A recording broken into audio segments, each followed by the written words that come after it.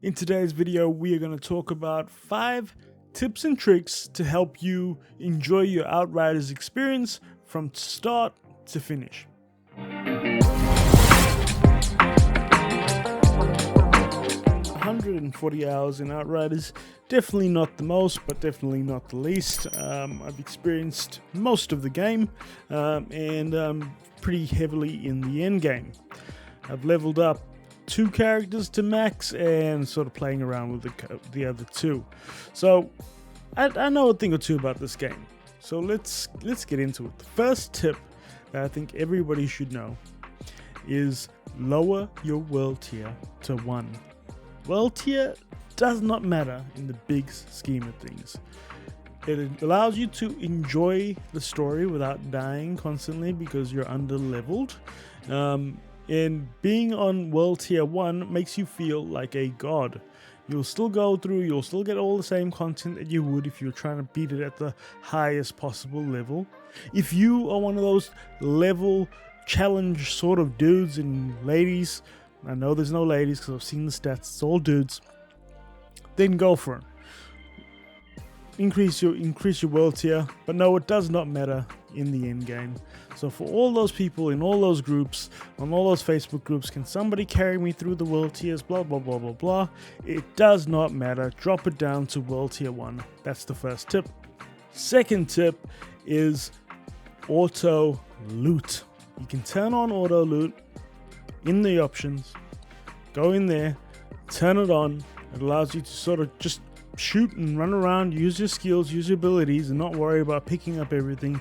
You can set it to pick up a certain rarity, and you're done. You can also, if you're on a keyboard, press H, and if you're on a controller, I think it's up or down on the D-pad, but that will also automatically pick up all the loot in the area you're in. Not the world's most game-breaking sort of clue or tip, but it actually does make it a little bit more enjoyable because you don't have to run around picking up loot as you're fighting, or at the end run around the area you've been fighting in and pick up all the loot. Press one button, you pick up everything. Tip number 3 is play around and be creative. You got your skill tree, you've got your skills, and you've got your different mods. The world tier is when you mess around and figure out what way you like to play. Don't get married to a certain way of playing. I can tell you from experience, gun builds are really boring. Anomaly builds are more my speed. I enjoy nuking entire areas, especially with pyro. So make sure you play around with those skills. Make sure you play around with that skill tree. Do as many different combinations as you want. Nothing is permanent in this game. If you find something that doesn't work at all, you can nuke it all and start again. Be creative. Don't get stuck, because that's how this game stays a little bit exciting, is you having the ability to try different builds, try different things. Otherwise, what's the fun of running a gun build from the first time you boot up the game till the expedition and then complaining there's no content? There is plenty of content. You just got to play like a looter shooter. Improve builds, try different builds. Tip number 4 is for when you're in the end game. In the end game is where you get all of your legendary bits of gear and sort of the higher level gear. All right. What you want to do is make sure, this is very important. Listen, make sure your average gear level matches that of the challenge tier you're in. Your average gear level can be seen on PC. You press shift and it pulls it up. I'm not sure what it is on console, but you can see your average gear level. Now, the way you raise that average gear level is by raising the level of the gear and weaponry you have on your person. Level them up as high as you can, the max level you can. Sometimes we get married to the way things look and don't upgrade certain things, or don't swap out certain things. This can hurt you in the long run. I've carried a lot of people that have struggled through the CTs, even though they've cleared higher CTs with groups, but they haven't upgraded the gear to match the current CT they are on. This is a major key to having success solo in this game. I've played expeditions mostly solo, and I've got to CT 15 no problem.